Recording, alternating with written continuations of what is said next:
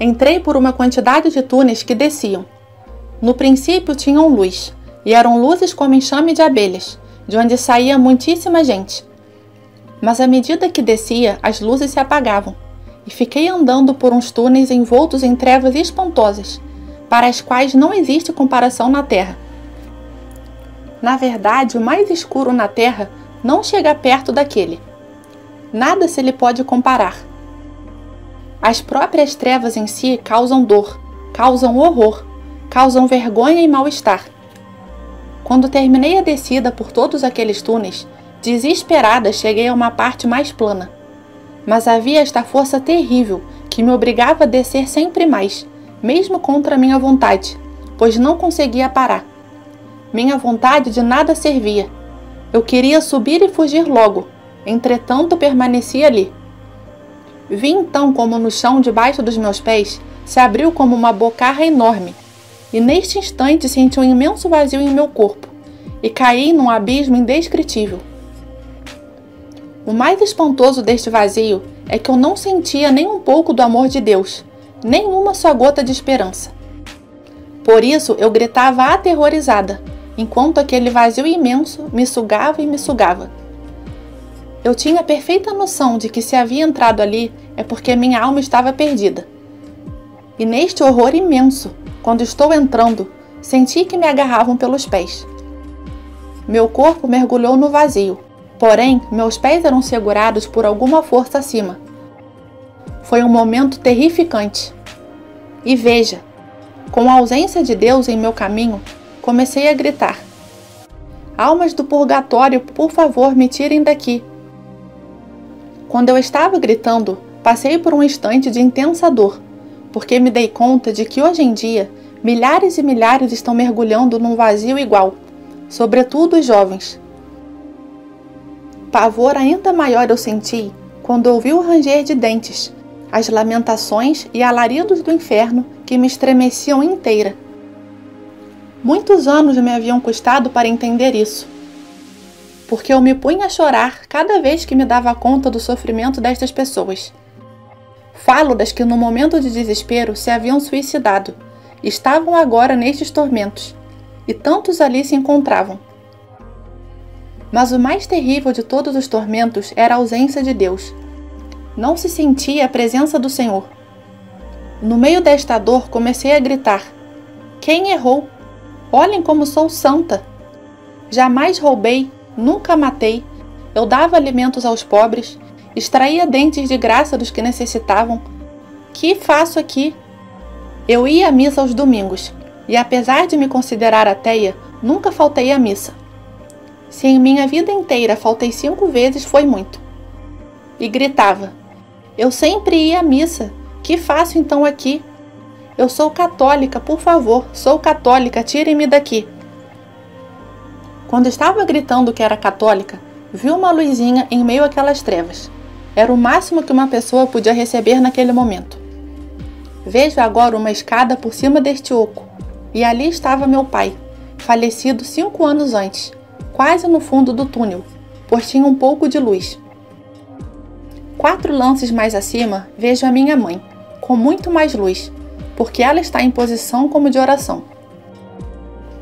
Quando eu os vi, me deu uma alegria tão grande que comecei a gritar: papai, mãezinha, por favor, me tirem daqui, eu lhes suplico, tirem-me daqui. Quando eles me olharam e meu pai me viu assim, não imaginam a visão de dor tão grande que havia em seus olhos. Porque ali um sente o sentimento do outro, e cada pessoa vê isso, esta dor tão grande. Tanto que meu pai começou a chorar, e punha suas mãos na cabeça enquanto balbuciava: minha filha, minha filha. E mamãe rezava, porque me dei conta de que ela não me podia tirar dali. E a minha dor era maior, ao saber que eles compartilhavam esta dor comigo. Então voltei a gritar: por favor, me tirem daqui, eu sou católica. Alguém se enganou. Por favor, tirem-me daqui. Enquanto gritava pela segunda vez, escutei uma voz, uma doce voz, que a cada vez que escuto me estremece a alma e me inunda de intenso amor e paz. E todas as criaturas fugiram dali, apavoradas, os demônios que ali se achavam para levá-la, porque eles não resistem ao amor. Sem ele não há paz, e havia paz para mim. E aquela doce voz me perguntou: muito bem, se tu és realmente católica, diga-me, quais são os 10 mandamentos da lei de Deus? Que rajada terrível se ouviu! Eu nem sabia que eram 10. E agora, que vou fazer? Não sei. Minha mãe sempre me falava do primeiro mandamento do amor. Enfim, me serviu para algo aquela ladainha da minha mãe. E aqui me obrigo a fazer uso dela. Para me sair desta, como sempre me saí das demais, eu pensava poder manipular as coisas, como fazia quando estava viva, e me defendia de tal maneira que nada me embaraçava quando não sabia de alguma coisa. Empertiguei-me toda e comecei a dizer: o primeiro é amar a Deus sobre todas as coisas e ao próximo como a si mesmo. Muito bem, me disse a voz. E acaso você o amou? Ao que respondi rapidamente: eu sim, claro que sim. Mas o que ouvi foi um forte não.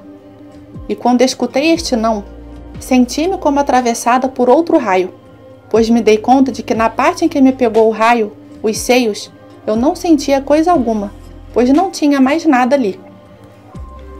E a voz me disse: não, você não amou a Deus sobre todas as coisas, e muito menos ao próximo como a si mesmo.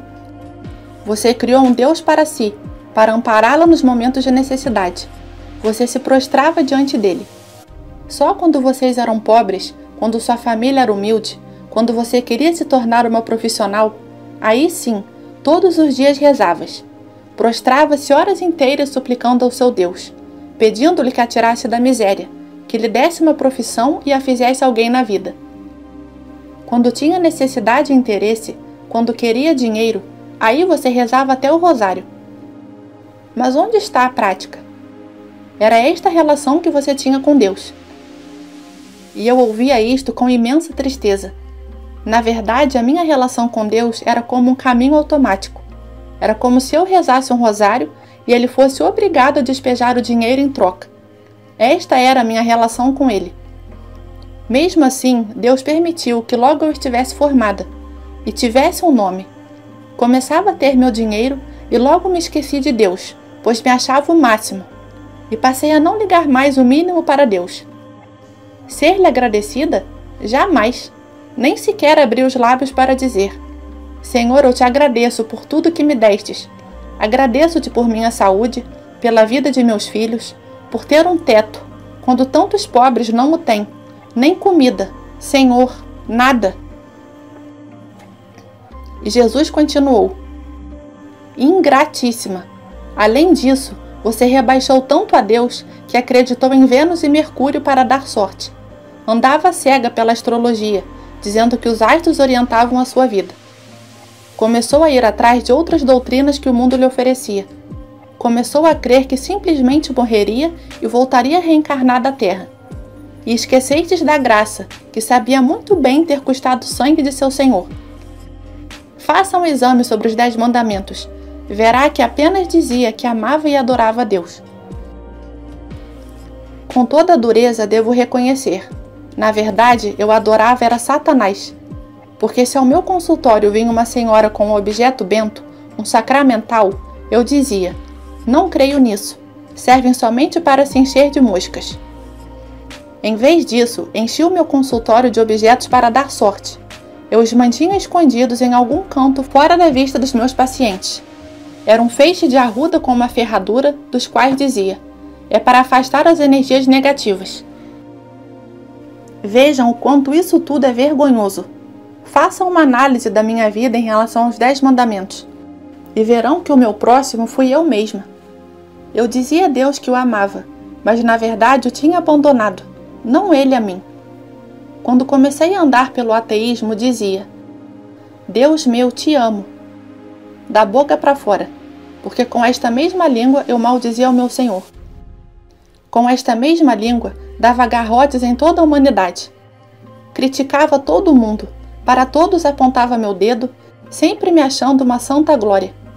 E como ele agora mostrava, eu apenas dizia que amava a Deus, quando na realidade era invejosa e mal agradecida.